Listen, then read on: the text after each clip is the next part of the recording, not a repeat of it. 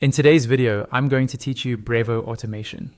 We'll walk through how to create a simple automation in Brevo using one of their pre-built workflows and how to customize it so it fits your needs. By the end, you'll know exactly where everything is and how each part works together.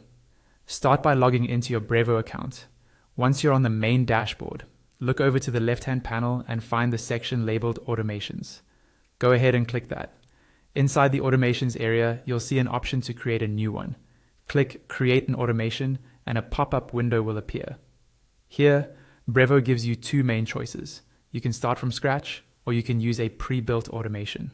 To make things easier, we'll use one of the ready-made options. Scroll down until you see the list of pre-built workflows. For this example, select the anniversary date automation.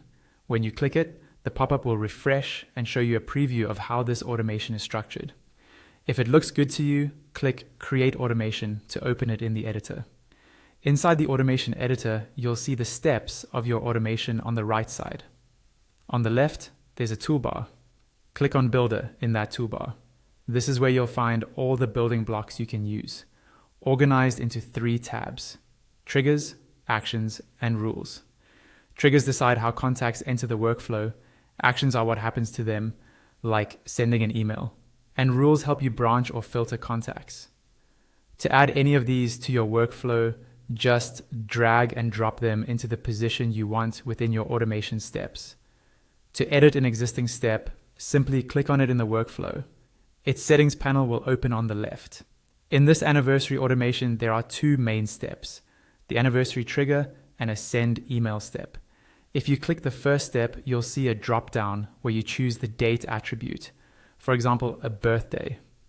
Under that, choose when contacts should enter the automation: on the same day, after the date, or before the date occurs.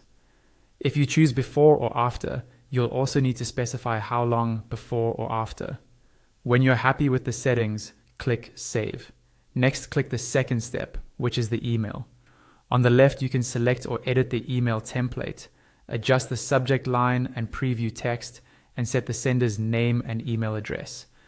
Take a moment to double check the content and make it relevant to the occasion. When you're done, click Save again.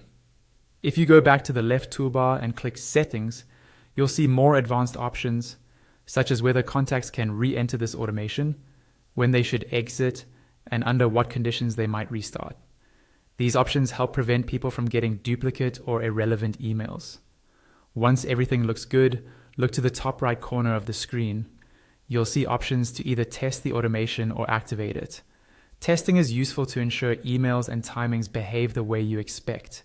When you're confident everything is set up correctly, click Activate Automation. And that's it. You've just created and customized an automation in Brevo using a pre-built anniversary workflow and adjusting the trigger, email content, and settings to match your needs.